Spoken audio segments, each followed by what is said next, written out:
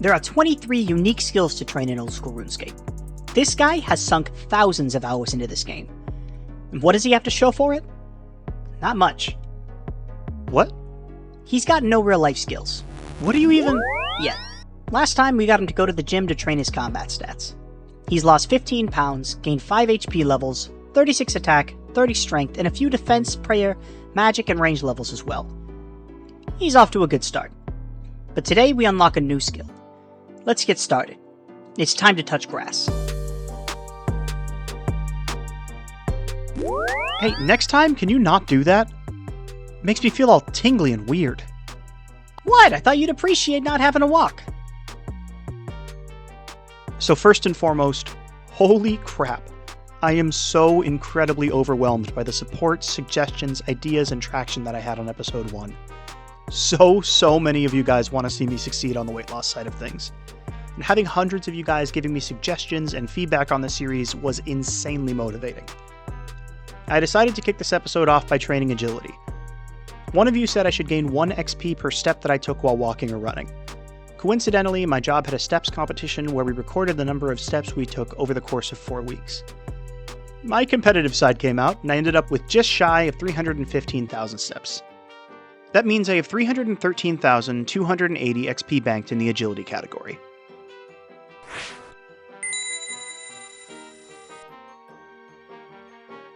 Let's get started.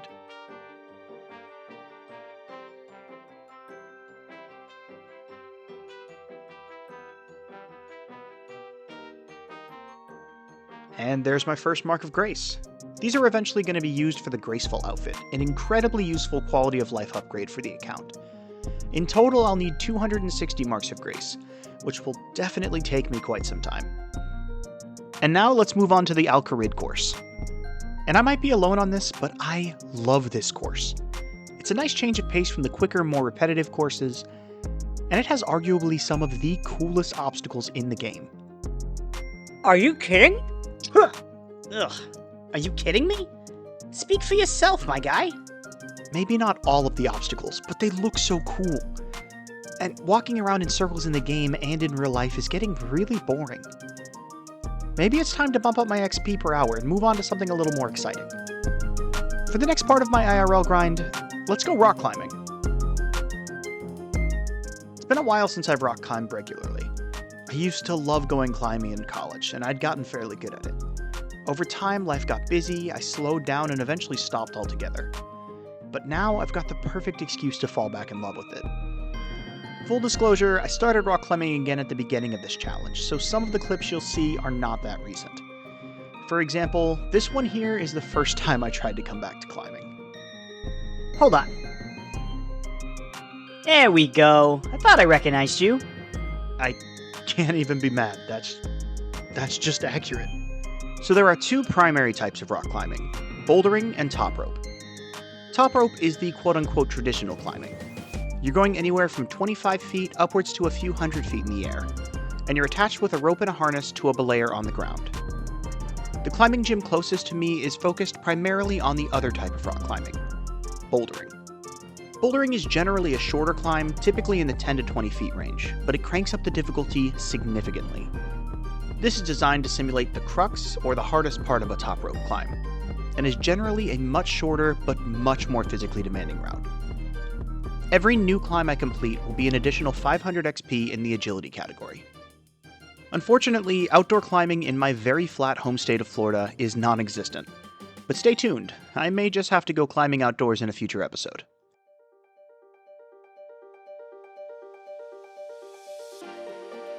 For indoor rock climbing, you follow preset routes, generally all using the same color and/or style of holds. For this route, only the black holds are on.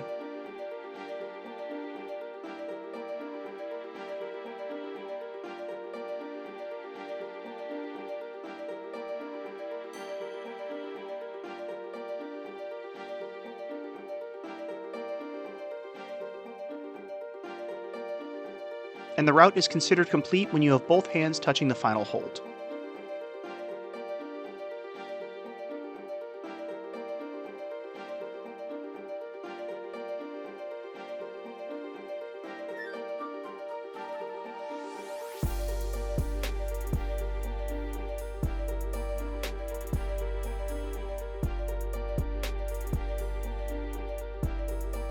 This route was one of the first ones I couldn't just muscle my way through.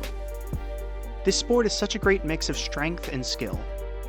You need both precision and power to get through some of these tougher routes.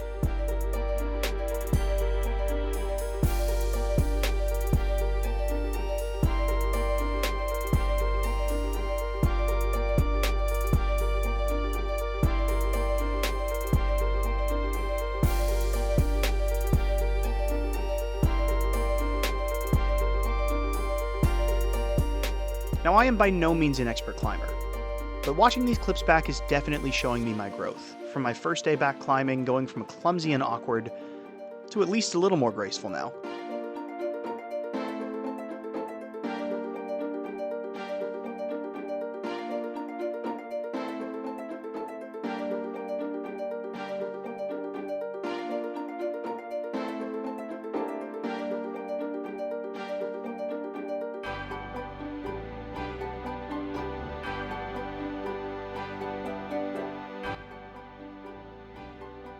If you've never been rock climbing before, I have to highly suggest it. It's fun, it's good exercise, and the people there are generally so welcoming and super supportive. I know it's a silly little RuneScape video, no one's going to be convinced, but just take a look at this clip. Listen to the people behind me and keep in mind, they are complete strangers. I hadn't met them before this day. Let's go, come on! Come on, up! Nice! Come on, Jacob. Let's go. Yeah, we got it. Come on. Yeah.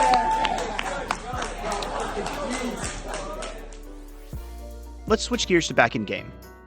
The agility pyramid was by far one of the most frustrating parts of this grind. Every single time I would be near the top, I would hit a horrible streak of bad luck and get sent all the way down to the beginning. How do you even mess up this many times in a row on the same obstacle? You're kidding, right? Okay, we get it. Fair point. I'm doing the agility pyramid for one reason: money.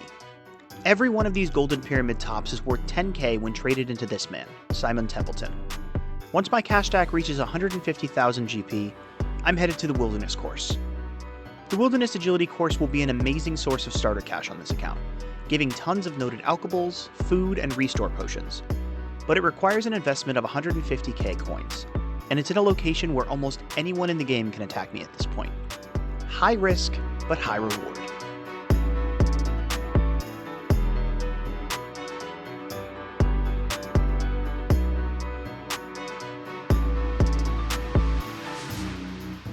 And that's 100 laps safely locked up, turning in the agility tickets for an additional 23,000 XP. Wow. Alright, let's take a peek at our looting bag. That's huge. Easily tripled our investment. Gained quite a bit of experience as well. With this episode's agility grind done, it's time to move back to combat training. I've worked out for a total of 31 hours in the past 3 months, meaning I have 31 hours of combat training to complete. In order to make sure I don't gain any HP levels accidentally, I'm going to train my magic level by splashing.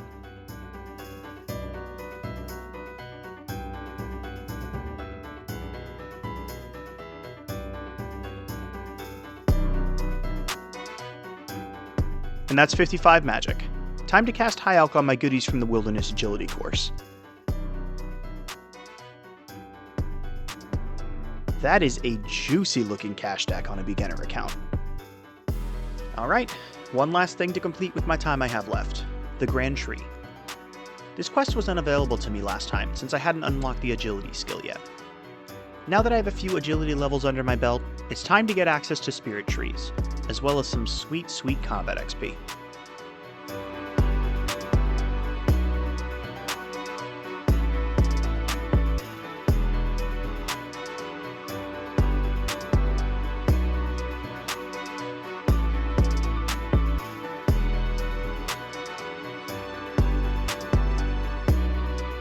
We're at the final boss now. Really hoping I don't gain more than a few HP levels on this one. Unfortunately, my weight loss slowed down significantly. I only dropped another 4 pounds this episode. Now I can confidently say I look significantly better than when I started this journey. And the difference between this day 1 video and me now is incredibly encouraging. But as someone who plays RuneScape for the dopamine rush of number go up, it's been really disappointing seeing the number on the scale not moving as fast as I thought it would. Especially seeing as my HP level in-game is tied to my weight loss. But as much as I want to lose the weight, I want to do this in a genuinely healthy way, and I want to keep the weight off. And there it is. So much XP. Such a beautiful sight to see. Alright, let's look at the stats after this episode. Hey, not bad. Slow and steady wins the race. You'll get there someday, kid. Now, I don't know about you, but I'm hungry. Maybe it's time you learned how to cook.